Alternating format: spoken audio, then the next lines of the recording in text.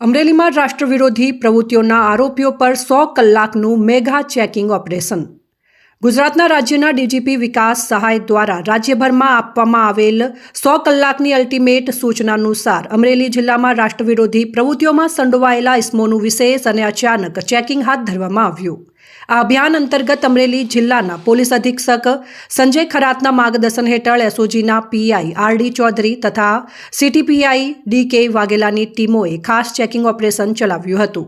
તાજેતરમાં એટીએસ દ્વારા રાજ્યમાં રાષ્ટ્રવિરોધી પ્રવૃત્તિઓમાં સંડોવાયેલા આરોપીઓને ઝડપી પાડવાની કાર્યવાહી બાદ ડીજીપી દ્વારા રાજ્યના તમામ જિલ્લાઓને છેલ્લા 30 વર્ષમાં નોંધાયેલા આવા તમામ કેસોના આરોપીઓનું ચેકિંગ કરવા સૂચના આપવામાં આવી હતી.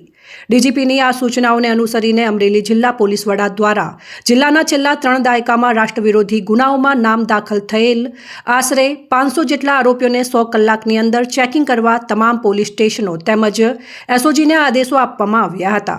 આ અનુસંધાને જિલ્લાના તમામ પોલીસ સ્ટેશન તથા એસઓજીની ટીમોએ સક્રિય થઈને સંડોવાયેલા તમામ આરોપીઓનું સ્થળ પર જઈને ચેકિંગ હાથ ધર્યું. જિલ્લાભરમાં આ કામગીરી સતત અને ગતિમાન રીતે ચાલી રહી છે.